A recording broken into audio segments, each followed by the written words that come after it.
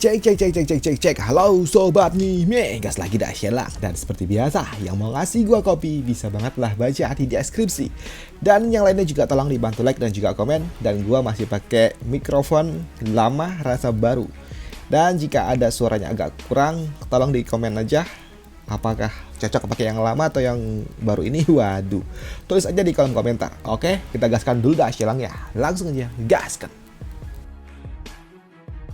Mereview sedikit dari part sebelumnya, saat ini Kaisar Wu pada akhirnya dia pun merasa kalau dia sudah kalah, hingga membuatnya pun pasrah kalau dia harus melakukan negosiasi dengan kekaisaran Yue. Sedangkan di sisi lainnya saat ini untuk Zhang Tuo, dia pun menikmati apa yang telah ditinggalkan oleh Sunan. Bahkan saat ini dia mencicipi setiap selir yang telah ditinggalkan oleh Sunan dan rasanya enak. Waduh.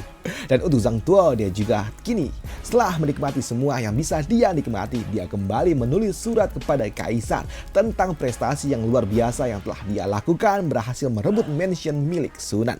Tapi di sini untuk Zhang Tuo, dia tidak langsung menulis itu semua hari yang sama kepada Kaisar karena dia harus menunda beberapa hari, seolah-olah membutuhkan sebuah perjuangan yang luar biasa untuk dapat menaklukkan kastil ini. Padahal nyatanya enggak ada sebuah perlawanan yang membuat Zhang Tuo dia pun berharap itu akan membuat dirinya mendapatkan prestasi yang luar biasa.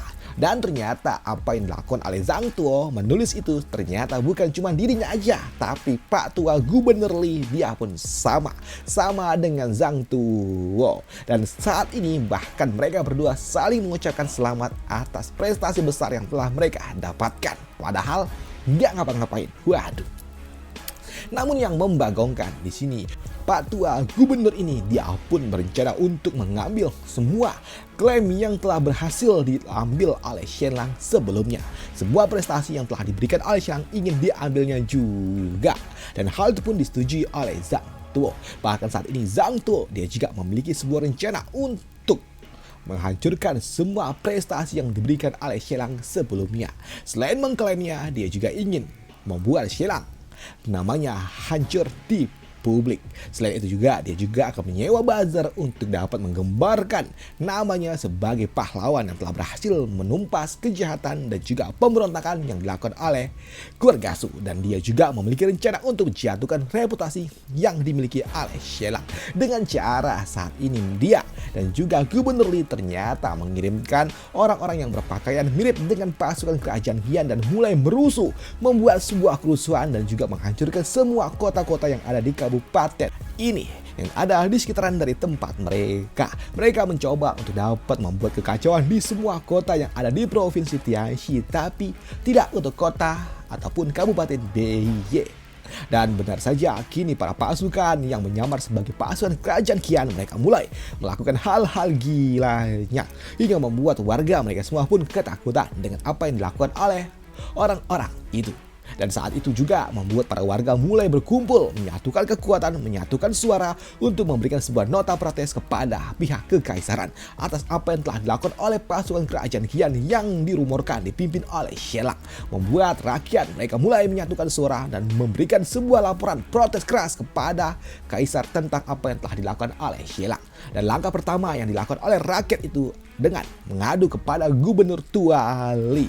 Dan di sini Gubernur Tua Li dia pun mendengarkan semua laporan yang diberikan oleh rakyat, membuatnya pun marah dengan apa yang telah dilakukan oleh Shenlang dan juga pasukan kerajaan Qian. Dan ini adalah sebuah dosa besar yang dilakukan oleh Shenlang, dan dia pun bersama dengan rakyat akan menuntut Shenlang dan juga mendeskreditkan Shenlang dan menuntut kepada kaisar untuk menghancurkan, menghukum Shenlang atas dosa besar yang telah dia lakukan. Ucap dari Gubernur Tua ini.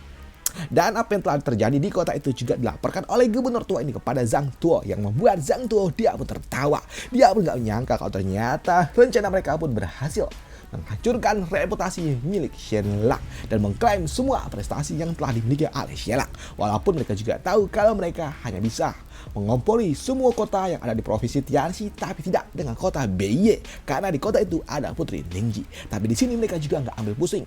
Walaupun mereka tidak bisa mengkibuli Putri Ningji, tapi setidaknya mereka dapat melakukannya kepada seluruh rakyat yang ada di provinsi ini. ucap dari Zhang Tuo. Dan sini mereka berdua pun benar-benar menikmati permainan yang telah mereka ciptakan, menaikkan nama mereka, menghancurkan nama Shenlang yang sebenarnya pahlawannya. Waduh. Sedangkan di sudut lainnya saat ini Shenlang dalam perjalanan kembali ke kota Zhenyuan, di sini dia pun mendapatkan laporan dari bawahannya yang telah dikirimkan oleh Shenlang untuk dapat memeriksa jalan. Kalau ternyata ketika mereka akan memasuki kota, mereka pun dihalangi oleh 5.000 orang yang tentunya membuat Shenlang dia pun bingung lah. 5.000 orang, tentara kah? Atau rakyat kah? Ada apa? Pikir dari Shenlang, padahal dia nggak punya musuh. Musuhnya cuma keluarga Su dan udah disingkirkan. Apa ini? Pikir dari Shenlang. Namun ketika Shenlang dan juga rombongan mulai mendekati kota, di sini dia pun melihat kalau ternyata lah, rame. Ada 5.000 orang yang terdiri dari para pasukan dan juga rakyat yang mendemo Shenlang dan meminta keadilan atas apa yang telah dilakukan oleh Shenlang dan juga pasukan kerajaan Qian. Bahkan saat ini rakyat mereka juga telah didukung oleh para pasukan resmi yang tentunya membuat Shenlang lah, oh Pui Kicuy cukup bingung dengan apa yang sebenarnya terjadi. Namun ketika pentolan datang di sini, Gubernur Li yang bahkan dia menggunakan seragam militer membuat Shenlang dia pun tahu kalau sepertinya lah inilah siapa dalang dibalik kerusuhan ini.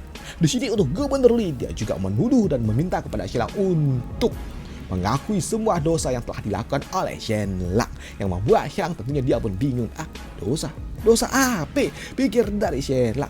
Dan di sini untuk Gubernur tua dia pun mengatakan kalau Shenlang sebelumnya telah memimpin pasukan kerajaan Qian dengan hal-hal gila yang telah mereka lakukan, menghancurkan, membuat kekacauan di kota ini. Bahkan ini semua adalah sebuah peristiwa sejarah yang telah terulang 100 tahun lalu ketika pasukan kerajaan Qian datang merusuh, menghancurkan provinsi mereka, yang membuat Gubernur tua ini dia pun benar-benar marah dengan Shenlang karena Shenlang telah membawa pasukan musuh masuk ke dalam wilayah dari kerajaan Yue dan membuat sebuah kekacauan, menghancurkan warga, menyingkirkan warga, dan membuat sebuah hal-hal yang tidak manusiawi. Dan itu semua dapat dibuktikan dari rakyat yang ada bersama dengan dirinya.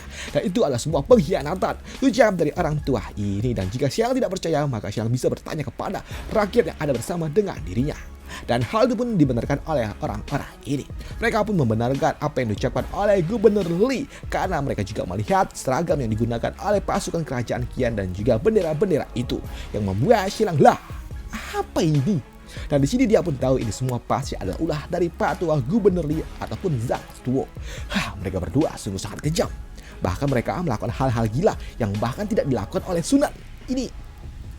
Ini gila, ucap dari Shenlang. Kalian bahkan berpura-pura menjadi pasukan kerajaan Qian, membuat sebuah kekacauan, mengambil apa yang bisa diambil. Ini benar-benar gila. Ini gila sekali, ucap dari Shenlang. Dan di sisi Shenlang dia pun juga bertanya-tanya berapa banyak orang yang telah disingkirkannya, pikir dari Shenlang.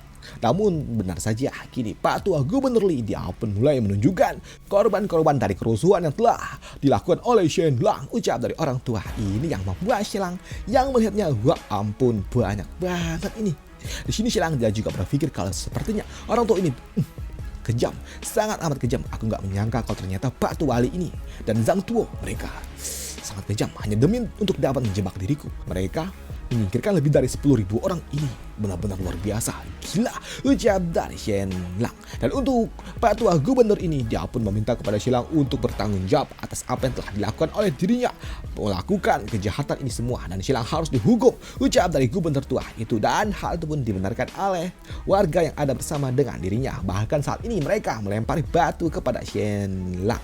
Dan melihat warga yang marah membuat orang tua ini dia pun tertawa di dalam hati. Dan di sini dia pun senang ketika Shenlang masuk ke dalam rencananya, yang membuat Shenlang di sini Shenlang dia pun berpikir kalau orang tua ini sepertinya memang cari minta ditumbuk nampaknya. Waduh. Padahal di sini Shenlang awalnya dia berencana untuk membiarkan orang tua ini nanti dihukum oleh Kaisar karena orang tua ini sebelumnya telah membantah perintah dari Kaisar untuk mengirimkan pasukan bantuan. Tapi dia nggak mengirimkan pasukannya, yang tentunya dia akan dihukum oleh Kaisar. Tapi sekarang dia justru malah menyerangku secara langsung. Padahal aku tidak memiliki rencana untuk dapat menyingkirkanmu secara langsung. Tapi apa yang telah kau lakukan ini gak bisa dimaafkan, hingga membuat Shenlang sepertinya akulah yang harus menghukummu. Dan itu membuat Xilang dia pun meminta kepada pasukan yang ada bersama dengan dirinya menyerang mereka semua yang ada di depan sana. Dan benar saja, kini pasukan kerajaan Qian yang ada bersama dengan Xilang dengan 2000 pasukan itu yang berhasil melakukan porak-poranda kepada pasukan yang dibawa oleh Patua Gubernur itu. Walaupun mereka saat ini terdiri dari 3000 pasukan reguler dan juga 2000 rakyat, di sini mudah saja bagi pasukan Qian untuk dapat menghancurkannya. Mengingat orang-orang itu hanyalah pasukan biasa yang membuat Gubernur Li dia pun kaget ketika dia melihat Xilang berani melakukannya seperti ini. Gila. Dan di sini ketika dia meminta bantuan dari warga, di sini warganya kabur dong, yang tentunya membuat Gubernur ini dia pun bingung dengan apa yang harus dilakukan hingga pada akhirnya dia memutuskan untuk kabur juga. Dan ketika dia ingin kabur, di sini Xilang dia pun meminta kepada pasukannya untuk menghentikan orang tua itu. Dan benar saja, tak butuh waktu lama orang tua ini ketangkep oleh Xilang dan juga pasukannya. Dan di hadapan dari Xilang, orang tua ini dia pun gemetar ketakutan juga, tapi dia sempat mengancam kepada Xilang kalau dia adalah seorang pejabat pemerintahan. Dan Xilang, kau tidak bisa, kau cas. Kupingnya diambil sama Xilang. Dan tentunya hal itu membuat orang tua itu dia hanya bisa meringis kesakitan ketika kupingnya diambil oleh Xilang. Di sini Xilang dia pun mengatakan, kau mencoba untuk dapat menjebakku, menyingkirkan rakyat, dan mencoba untuk dapat merubah prestasi yang telah aku lakukan menjadi sebuah kejahatan. Kalian berdua ini sangat amat mengerikan, ucap dari Xilang. Dan di sini Xilang dia pun meminta kepada pasukannya untuk mengumpulkan orang-orang yang telah ditangkap tadi. Dan di sini Xilang dia pun mengambil satu pentolan dari orang-orang perusuh itu. Dan di sini Xilang ketika dia melihatnya, ternyata ini adalah orang yang gak asing bagi dirinya. Orang yang sebelumnya ikut bersama dengan dirinya membuat kekacauan untuk keluarga Su. Nah, kau lagi dah, aku pernah melihat dirimu. Sebelumnya kau ikut bersama dengan diriku menghasilkan cukup banyak uang. Dan kau sudah kaya dan kau juga telah lolos dari keluarga Su. Tapi kenapa kau tidak malah menikmati uangmu, tapi malah mencari masalah dengan diriku, ucap dari Xilang. Dan hal itu pun tidak dibantah oleh orang ini yang sebelumnya itu bandit yang ikut bersama dengan Xilang merusuh itu. Namun di sini Xilang dia pun mendapatkan sebuah laporan dari bawahannya kalau sepertinya orang tua ini, si bandit ini, dia mencoba untuk dapat menyingkirkan Xilang dari semua perlengkapan yang telah disita oleh para penjaga, yang membuat Xilang wow. Ini orang memang ada sepertinya. Waduh, kau berani sekali melakukannya. Baiklah, karena kau mencoba untuk dapat menyingkirkanku, makanya kau harus dihukum juga, ucap dari Xilang. Dan benar saja, dihukum langsung di hadapan mereka semua, yang tentunya hal itu mengejutkan bagi orang-orang yang ada di tempat ini. Dan di sini Xilang dia pun bertanya kepada mereka semua, siapa lagi perusuhnya? Siapa? Dan di sini Xilang dia pun juga bertanya kepada mereka, apakah mereka benar melihat kalau sebelumnya yang membuat kerusuhan itu adalah orang-orang dari kerajaan Qian? Dan hal itu pun dibenarkan oleh orang ini, yang membuat Xilang ini orang berani bicara nih. Maju, ucap dari Xilang. Dan di sini orang ini dia pun dipanggil untuk menghadap dari Xilang. Dan di sini Xilang dia pun bertanya, apakah kau adalah seorang sarjanawan? Dan hal itu pun dibenarkan oleh orang tua ini. Nggak tua sih. Ya orang inilah yang membuat Xilang, kau adalah seorang sarjanawan, yang artinya kau adalah seorang terpelajar. Dan kau lihat sekarang, orang-orang yang sebelumnya membuat sebuah kekacauan, apakah mereka memiliki ciri-ciri yang sama dengan orang-orang yang ada bersama dengan diriku? Inilah orang-orang dari kerajaan Qian yang sesungguhnya, lihat ciri-cirinya sama nggak? Dan ketika dilihat, bentuknya beda. Ini agak sedikit kayak keras, gimana gitu, yang membuat Xilang, sama nggak mukanya? Yang membuat orang itu dia pun ragu-ragu untuk dapat menjawabnya. Dan Xilang dia pun kembali bertanya, ini sama apa tidak? Yang membuat orang ini dia pun mengatakan, beda, mukanya nggak mirip. Ya memang nggak mirip karena memang bukan, ucap dari Xilang. Dan Xilang dia pun mengatakan, kalian semua ini telah ditoko-tokoi. Di sini Xilang dia pun mengatakan kalau yang membuat kekacauan itu bukanlah orang dari kerajaan Qian yang ada bersama dengan dirinya. Jadi ini semua hanyalah sebuah hal yang tidak berdasar, ucap dari dirinya. Dan dia pun meminta kepada mereka untuk dapat memastikannya. Nah, lihat sama nggak sama yang membuat kekacauan itu. Di sini Xilang dia juga mengatakan kalau dia nggak akan menyingkirkan orang-orang dari kerajaan Yue kecuali mereka adalah anggota keluarga Su, ucap dari Xilang. Dan apa yang diucapkan oleh Xilang langsung dibantah oleh seseorang yang mengatakan jika itu adalah keluarga Su, atas dasar apa kau berani melakukannya, menyingkirkan mereka semua? Ucap dari orang ini yang membuat Xilang, oh ada lagi yang berani menjawab kah? Dan di sini Xilang dia pun meminta kepada orang itu untuk muncul. Dan di sini Xilang dia pun bertanya, kau ini siapa? Apakah kau ini adalah bawahan dari Pak Tua Gubernur Li, atau kau adalah orang dari Zhang Tuo, atau kau adalah keluarga Su? Tapi di sini untuk orang ini dia pun mengatakan kalau dia hanyalah rakyat biasa yang membuat Xilang nggak percaya begitu aja. Dan dia pun meminta kepada pasukannya untuk menghukum pengkhianat ini. Dan dihukum di hadapan dari mereka semua, yang membuat mereka semua pun tentunya langsung keringat dingin gak tuh ketika melihat Xilang tega seperti itu. Namun di sini Xilang dia pun tahu kalau orang-orang ini semua hanyalah orang-orang yang nggak berguna, dan dia pun meminta kepada mereka semua untuk menyingkir dari jalannya, jika tidak maka bakal dipijak, yang membuat Xilang nggak peduli. Jika kalian nggak mau minggir, maka jangan salahkan aku jika kalian kena pijak. Dan untuk Xilang, dia juga berencana untuk membawa Pak Tua Gubernur Li ini menuju kota Zhengyuan. Dan untuk Pak Tua Gubernur Li, dia pun awalnya nggak tahu apa yang coba dilakukan oleh Xilang, karena Xilang tiba-tiba aja mengikatkan tali bersama dengan dirinya dan membawanya menuju kota Zhengyuan, tapi dengan jalan kaki. Sedangkan untuk Xilang, dia naik kuda. Dan untuk orang tua ini tentunya ketika dia mengikuti Xilang dengan kakinya, tentunya tidak akan mungkin bagi dirinya dapat menyamai Xilang yang sedang naik kuda, hingga membuat orang tua ini dia pun terpaksa harus terseret karena dia nggak bisa mengimbangi kecepatan yang diberikan oleh Shen Lang. Tapi untuk Xilang nggak peduli dengan itu semua, hingga setengah jam kemudian Xilang dia pun tiba di kota Zhengyuan. Dan untuk Pak Tua Gubernur Li meninggal. Waduh, dia meninggal karena dia terseret seperti ini. Dan ini adalah hukuman yang diberikan oleh Xilang kepada orang tua ini yang memang sangat amat menyebalkan. Dan apa yang akan dilakukan oleh Xilang di kota Zhengyuan? Dan apakah Zhang Tuo nggak akan marah ketika dia melihat partnernya Gubernur Li dihukum Xilang seperti ini? Akan kita bahas di part lanjutannya aja. Dan sampai jumpa, bye, thank you. Apakah dia bakal kena marah sama Kaisar menghukum seorang gubernur dengan cara seperti ini? Akan kita bahas di part lanjutannya aja coy. Dan gue pakai ini, kayak mana menurut kalian coy suaranya? Apakah ini lebih baik daripada yang sebelumnya? Atau bang pakai iPad biasa bang, gak usah pakai mikrofon gitu?